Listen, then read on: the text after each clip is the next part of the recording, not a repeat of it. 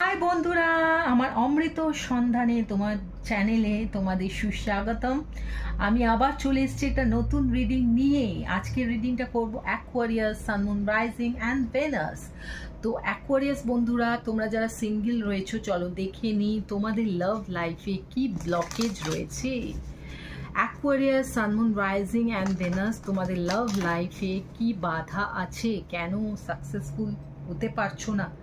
যারা সিঙ্গেল রয়েছো, যারা চাইছো তোমাদের জীবনে প্রেম আসুক, তাদের জীবনে কেন আসছে না প্রেম। প্রথমটা হলো রিজেকশন, নেক্সটটা হলো ফিয়ার লোনলিনেস, থার্ডটা হলো ফিয়ার অফ লস। তো অ্যাকোয়ারিয়াস বন্ধুরা, এই অক্টোবর মাসে তোমাদের যে বাধাগুলো আমি দেখতে পাচ্ছি লাভ লাইফের ক্ষেত্রে, সেটা হলো তোমার কনফিডেন্সের অভাব।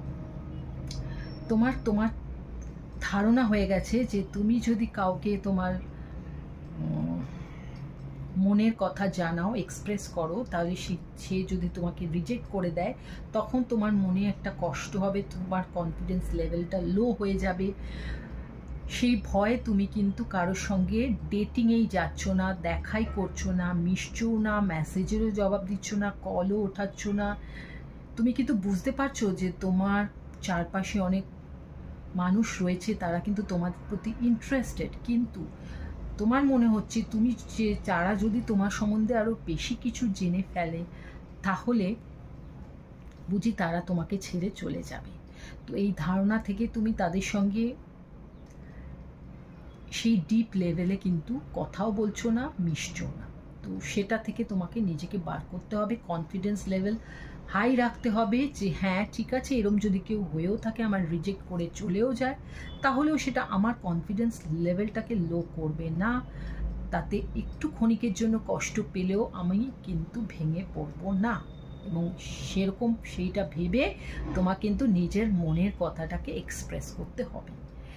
নেক্সট আমি দেখতে পাচ্ছি ফিয়ার লোনলিনেস। তোমার আগের রিলেশনশিপগুলো হয়তো কোনো কারণে কাজ করেনি, খুব বাজে ছিল, এবং সেইটাই তোমার কিন্তু এই যে লো কনফিডেন্স লেভেলের কারণ। এবং সেই জন্যই তোমার মনে হচ্ছে যে তোমার জীবনে আর কোনো ভালো সম্পর্ক আসতে পারে না, তোমার জীবনে ভালো সময়ও আসতে পারে না, এবং সেটা কিন্তু তোমার লাভ লাইফটা হ্যাম্পার করছে। এই কনফিডেন্স লেভেলটা তোমাকে জাগাতে হবে। আরেকটা দেখতে পাচ্ছি, তিনটে কার্ডই দেখো ভীষণভাবে একটার সঙ্গে একটা জড়িত। তোমার কিন্তু